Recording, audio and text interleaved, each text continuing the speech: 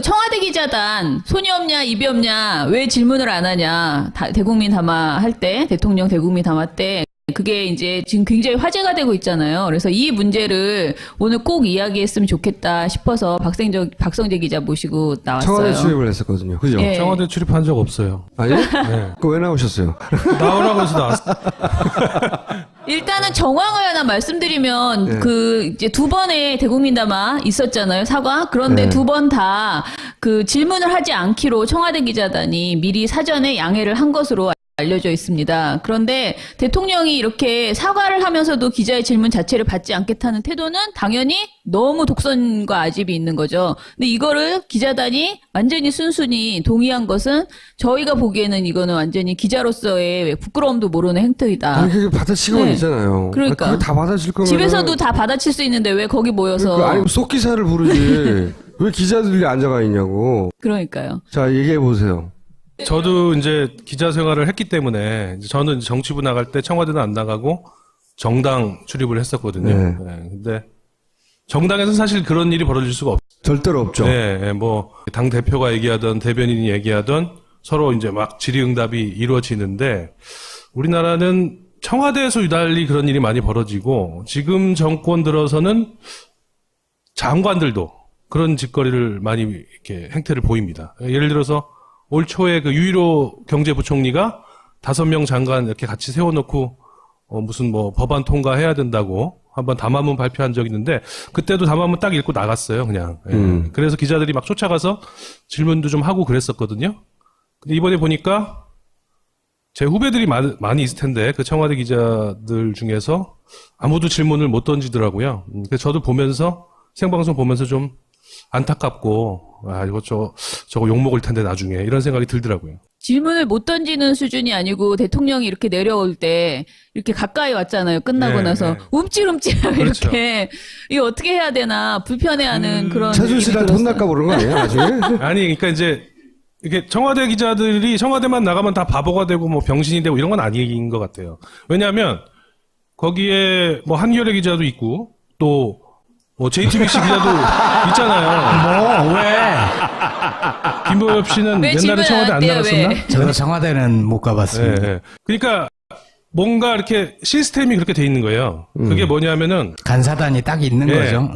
그 미국에도 그런 게 있대요. 그러니까 이제 영어로 하면은 팩 저널리즘이라고 그래가지고 저 공부를 좀 하고 왔습니다. 그래서 PACK. 예, 예.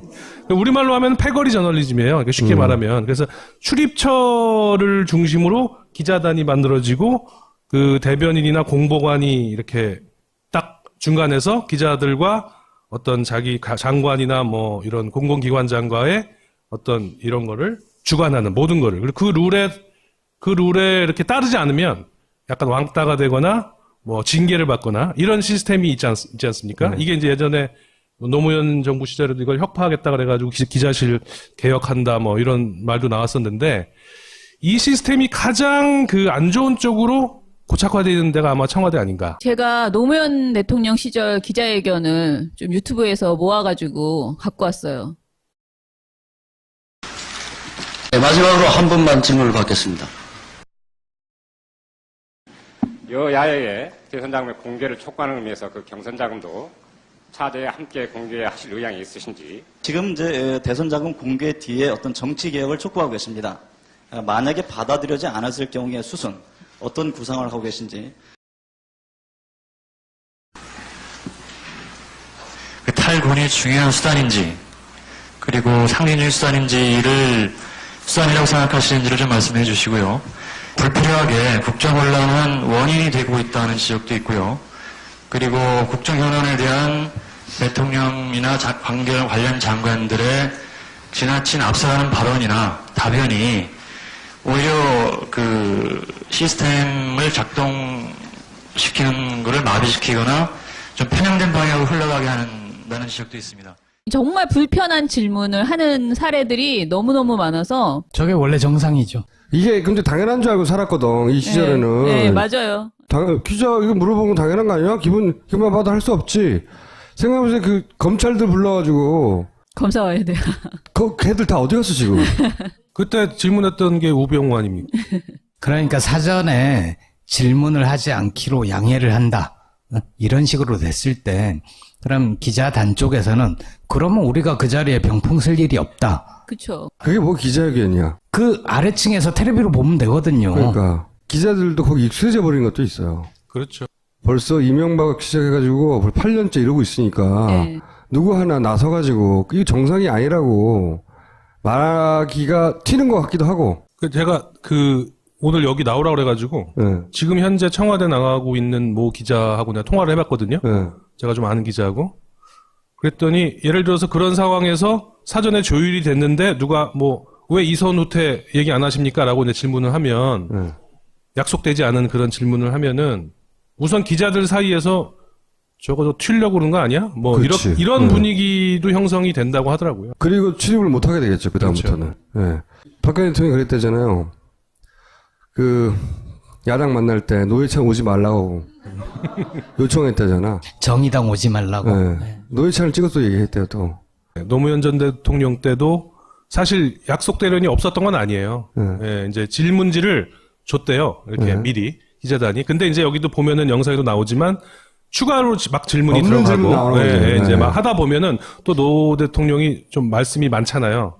많다 보면은 약간 이렇게 또 꼬이면 주거니 받거니 하고. 네, 그걸 또 주거니 받거니 하고 그다음에 이제 이렇게 라이브로 생방송으로 중계되는 거 말고 그다음에 이제 또 별도로 기자단하고 어디 무슨 행사장이나 이런 데 가서 아니 외국 나가서 이렇게 간담회를 할 그럴 때가 많이 있었는데 그때는 굉장히 프리하게 이렇게 약속 이런 거 없이 질의응답을 했다고 이렇게 얘기를 하더라고요. 심지어는 지금 기준으로 보자면, 야, 이런 말을 대통령한테 하고도 내가 살아남을 수 있어?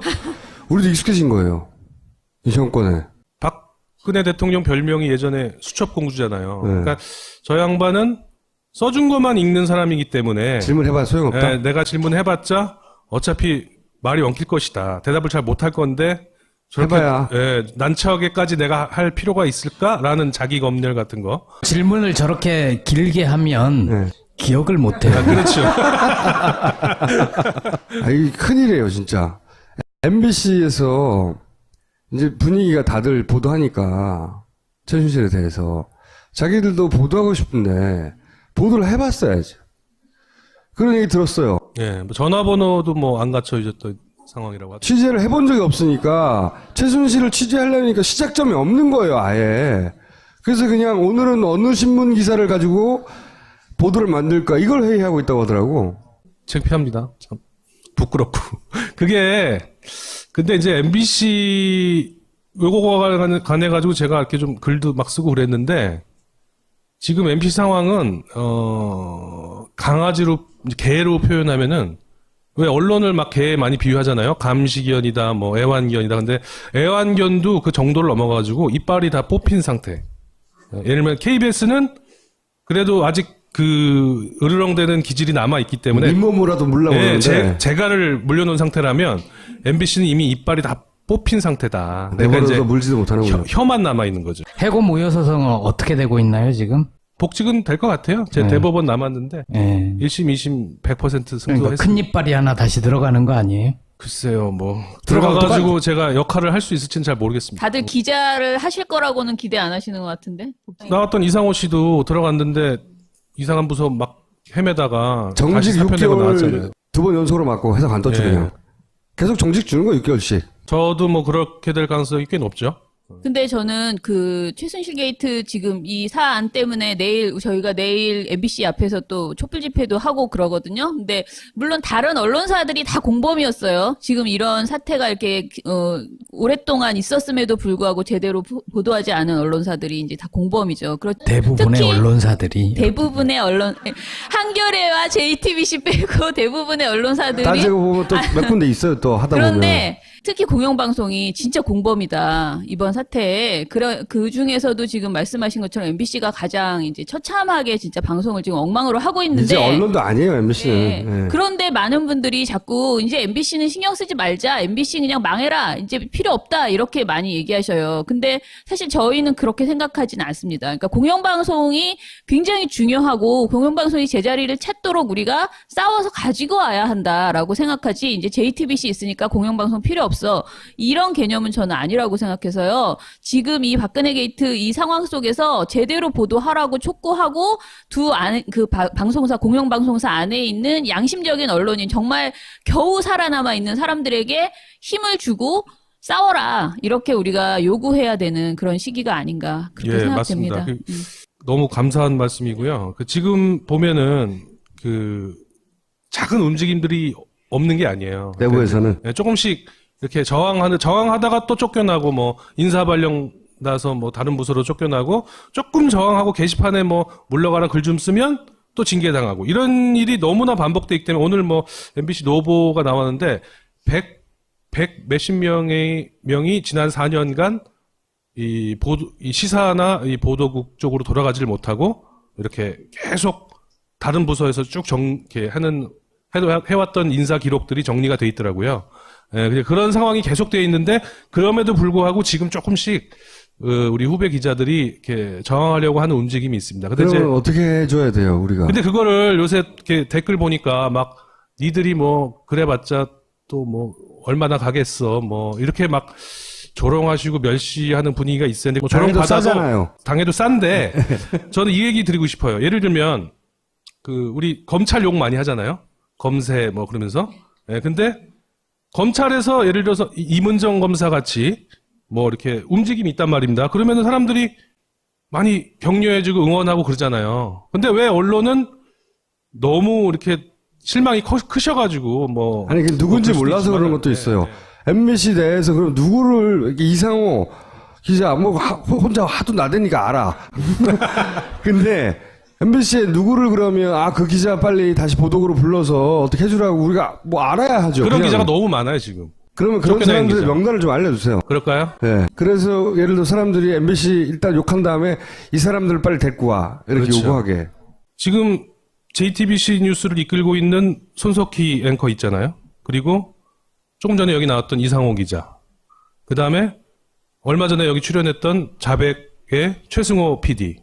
다 어디 사람입니까? 예전에 MBC에 왔다 했죠. 그러니까 몇 년 전에 MBC는 그런 사람들이 곳곳에 포진되어 있는 막강한 방송사였어요. 그리고 그런 방송사였기 때문에 이명박 박근혜 정권이 MBC를 죽이려고 낙하산을 보내고 뭐 방문지 이사들을 막 뉴라이트 집어넣고 해가지고 몇 년 동안 파업한 애들 막 해고하고 뭐 징계하고 막 정직 때리고 뭐 쫓겨내고 막 이래가지고 지금 이 지경이 된 거거든요. 이빨을 하나씩 뽑아가지고.